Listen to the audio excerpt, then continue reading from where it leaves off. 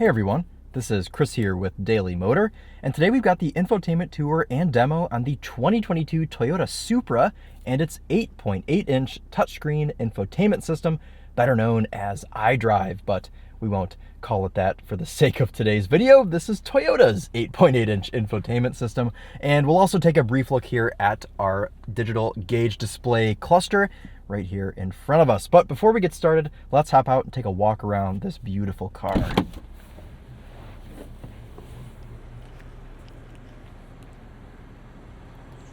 So sadly, this isn't the manual transmission version of the Toyota Supra, but it is still a phenomenal car, and we've had a ton of fun with it, having it around at the DMHQ this week. And if you want to learn more about the Supra, make sure to check links in the description to all of the other videos that we have on this car. But today's purpose is to take a look at some of the technology offered in the Supra. Now, I know that there isn't anything groundbreaking with this car, but we like to just stay up to date and make sure you all can see all of the tech that is in the cars that we have here at the HQ. So let's go ahead, hop in, and see what we've got.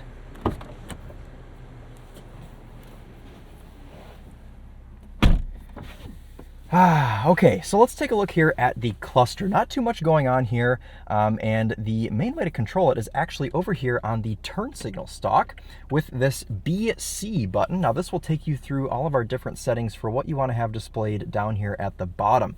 So right now I've got a trip computer as well as our odometer, but you can tap through and change to distance to empty. You can see average fuel economy here, average speed. You've got a couple different settings for that, or you can have nothing. You can have a calm view. I've been going with this display just because it is the most traditional and normal.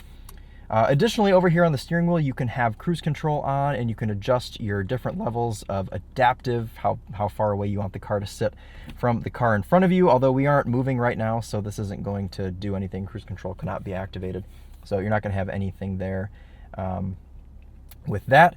You can also go through your different audio modes here. Scared the crap out of me. Holy crap, okay. Did not know volume was blasting. Oh, that like actually made me jump. Okay, otherwise, you can use this knob here to change your radio station, as well as if you're in Apple CarPlay, you can use it to skip songs, previous or next. You can click on it to go next there. Otherwise, though, not too much else with this cluster. It pretty much just looks the same all the time.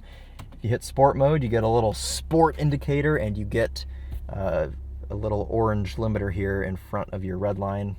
Changes the way that the cluster looks just ever so slightly. And you can hear that exhaust get a little bit louder. Okay, let's go ahead and move over to our 8.8-inch infotainment display. Before we switch to this GoPro here, let's take a look down here and just see how we control it. Now, of course, this is a touchscreen. You can see I've got a couple little fingerprints on here because it does work as a touchscreen, but we do have a little iDrive controller down here next to our shifter that, pretty much just looks like, and probably is, the controller that you get in the F30 generation of BMW, all the cars from that era, and it works quite well. You know, this was a very good era of infotainment for BMW, and I'm glad that we have it here in the Supra. This was probably my favorite system that they ever had. iDrive 8 is out now, and while it is growing on me, this old, I think this is technically iDrive 7, but don't quote me on that. This is probably my favorite infotainment that they've ever done.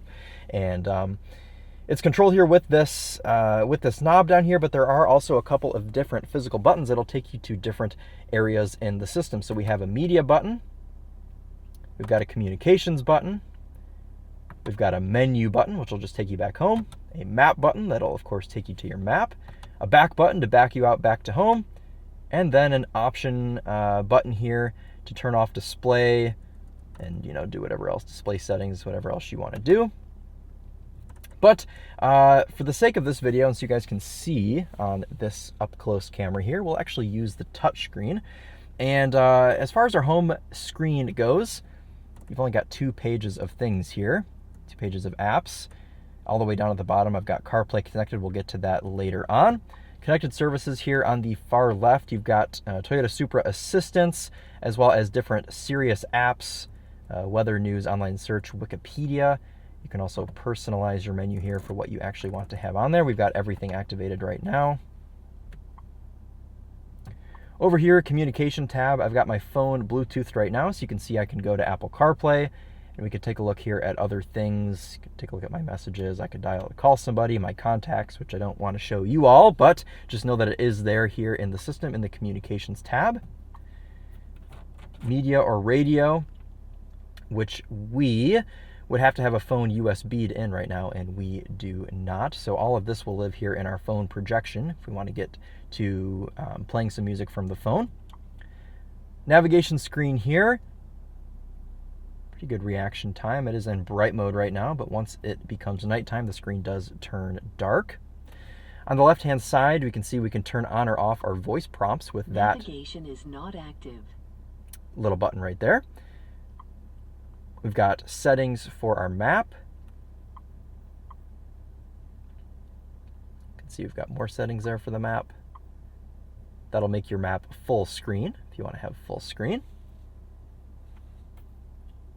You can set this around if you want to go somewhere specific and set guidance to, I don't know, the airport, I guess. You can click Start Guidance and it will start taking you. Follow the road for 1/4 mile. Oh, here we go. Stop guidance. Okay, there we go.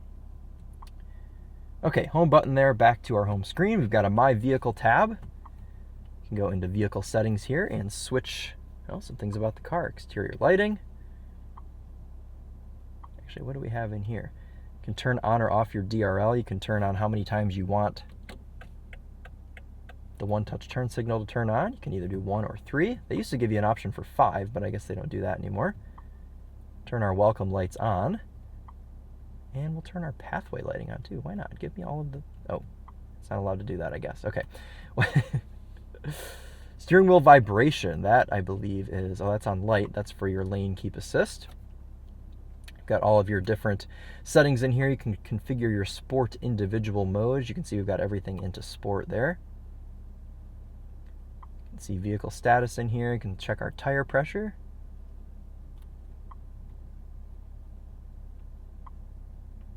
Check control, all that stuff.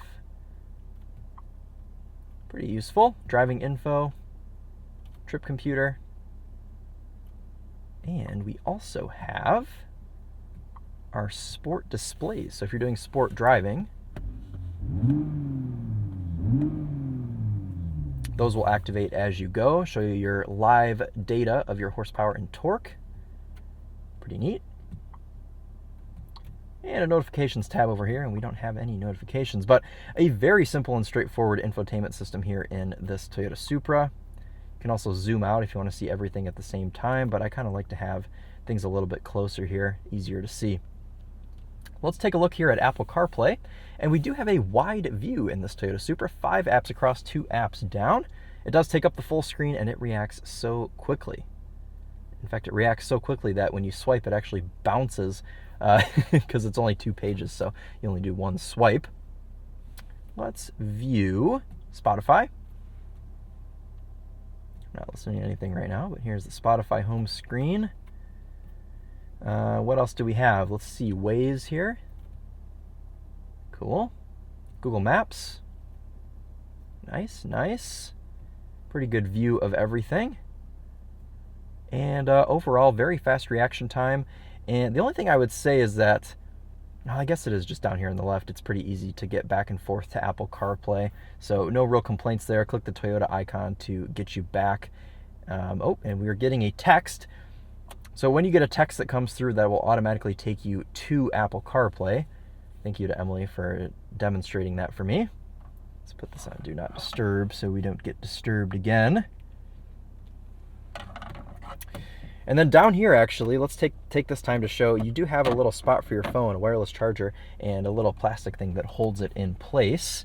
Climate control panel, that is physical, no option in the infotainment to mess with that. And then right above that, we have our different radio settings or just place settings here for different options in the car. You can set these as hard presses for what you want them to go to, or you can set them as soft presses. You can see here as I run my finger along these, it will take you to different options in your radio. Volume knob over here to the left, as well as a mode knob to take you through your different audio sources. You can scroll through with this. We want to be in Apple CarPlay, of course.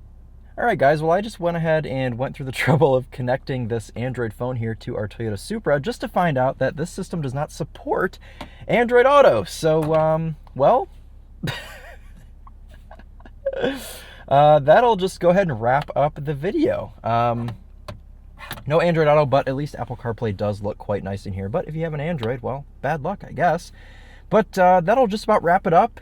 Overall impressions here on this Toyota Supra infotainment system. Like I said, I'm a big fan of iDrive 7. I love the simplicity. I love how fast everything works. And I like how fast as well the wireless Apple CarPlay pairs when you get into the car. It seems like by the time you've got the car started, the phone is already paired and ready to go.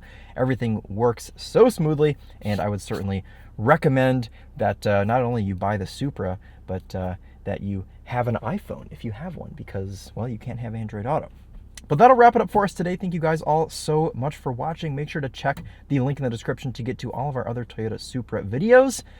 But that'll end it here for the infotainment review. This has been Chris here with Daily Motor, and as always, drive on.